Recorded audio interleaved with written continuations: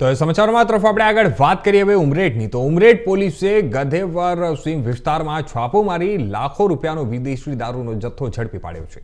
જો કે પોલીસને જોતા જ બંને બુટલેગરો સ્થળ પરથી ફરાર થઈ જવામાં સફળ રહ્યા હતા। પોલીસે રહેણાંક મકાનમાંથી 67 પેટી વિદેશી દારૂ કબજે કર્યો છે, જેમાં 180 mlની 2496 બોટલ તેમજ 750 mlની 189 બોટલનો સમાવેશ થાય છે। કબજે કરાયેલા દારૂની કિંમત અંદાજે 5,07,392 રૂપિયા હોવાનું પોલીસ સૂત્રો પાસેથી જાણવા મળ્યું છે। આ ઉપરાંત પોલીસે 2 મોબાઈલ ફોન પણ જપ્ત કર્યા છે। પોલીસ તપાસમાં રહેણાંક મકાન રણછોડભાઈ તળપદાનું હોવાનું સામે આવ્યું છે। પોલીસને જોઈને ફરાર થઈ ગયેલા રણછોડભાઈ તળપદા અને પ્રિતેશ ઉર્ફે ચકુ રમણભાઈ તળપદા વિરુદ્ધ ગુનો નોંધી બંનેને ઝડપી પાડવા માટે ચક્રો ગતિમાન કર્યા છે।